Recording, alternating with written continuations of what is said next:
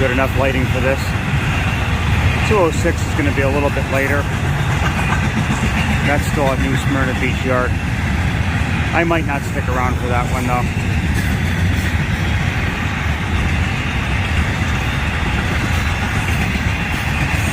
Just recording them in the dark, they don't look good, so that's why I choose not to do it.